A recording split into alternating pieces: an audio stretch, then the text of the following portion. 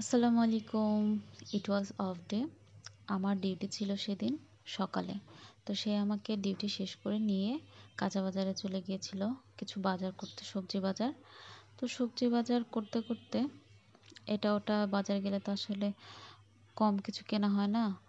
দেখলে এটা থেকে ওইটা, ওটা থেকে ওইটা নিয়েই গিয়েছিলাম আসা হয়। জাস্ট তেল আর মুরগি কিনতে, কিন্তু গিয়ে তো সবজি এটা সেটা অনেক কিছু কেনা হয়েছে। তারপরে আসলে দিনটা ছিল ভ্যালেন্টাইন ডে। তো আমি এই ক্লিপগুলো নিয়েছিলাম একটা ফানি একটা ভিডিও করার জন্য, যে সে আমাকে বাজারে ভ্যালেন্টাইন ডেতে ঘুরতে নিয়ে গিয়েছিল। তো যা হোক, আমরা শহর থেকে বাইরে একটু আউটসাইডে এই রেস্টুরেন্টটা একদম খোলামেলা একটা রেস্টুরেন্ট। জাস্ট কয়েকটা সিট সহ একটা ছাউনিতে বসানোর মতো জায়গা করেছিল।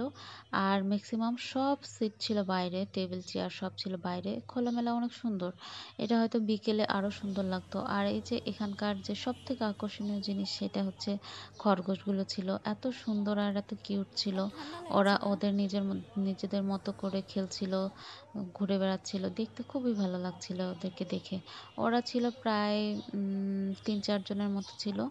আর এই যে কর্নারটা দেখছেন, ওই কর্নারে জাস্ট ছবি তোলার মতো সুন্দর একটা প্লেস করেছিল। আর সাদা রকমের যে সাদা কালারের যে ডেকোরেশনগুলো করেছে, আর টেবিল চেয়ার সব কিছু মিলে সবুজের মধ্যে এই জিনিসটা খুবই ভালো লাগছিল।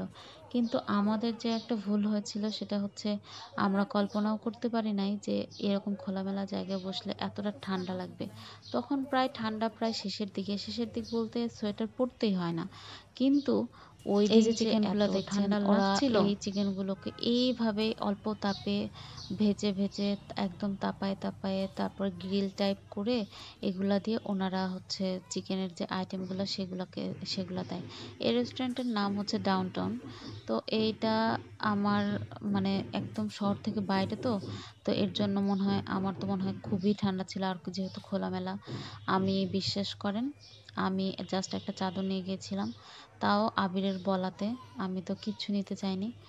তো এত ঠান্ডা ছিল, চাদর দিয়ে কিচ্ছু হচ্ছিল না। লিটারালি আমি উঠে এই আগুনের কাছে এসে আমি হাত তাপাচ্ছিলাম। হাত একদম জমে গিয়েছিল, জাস্ট বলার বাইরে। তো আমরা জাস্ট ছবি এখানে উঠায় একটু আমি ছবি আবিরকে তুলে বলছিলাম, তো চলো তাড়াতাড়ি বাসায়, এখানে আর থাকা সম্ভব না, একদম জমে যাচ্ছিলাম। আমরা যেহেতু মেয়ে মানুষ, একটু শীতের কাপড় বাইরে বের হলে তো পরি কম।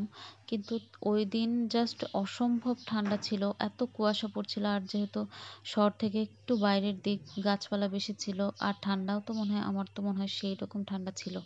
আর এই যে চিকেনটা, ওই যে দেখাইলাম না, একদম গ্রিলের মতো ভাজছিল, ওই চিকেনটা এভাবে মেরিনেট করে দিয়েছিল। এত মজা লাগছিল যা বলার বাইরে। এটা আমি আবার ট্রাই করব, আবার ট্রাই করব, আবার ট্রাই করব।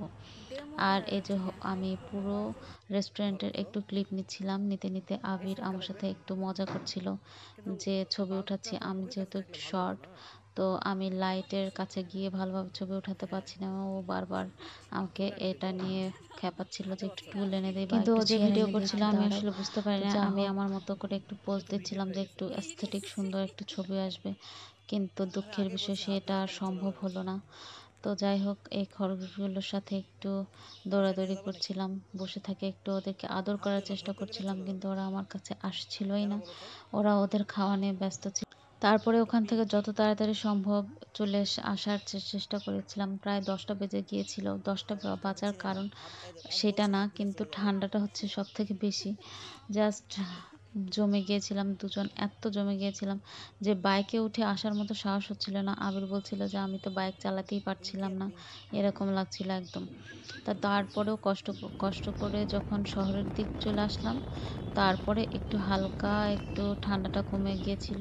আর বাসায় যেতেও খুব একটা কষ্ট হচ্ছিল আবির না পরে। আস্তে আস্তে বাইক চালাচ্ছিল, কারণ ওরও অনেক বাতাস লাগছিল আর ঠান্ডা লাগছিল অনেক। This was all for the today's video. Good luck everyone. Allah Hafiz.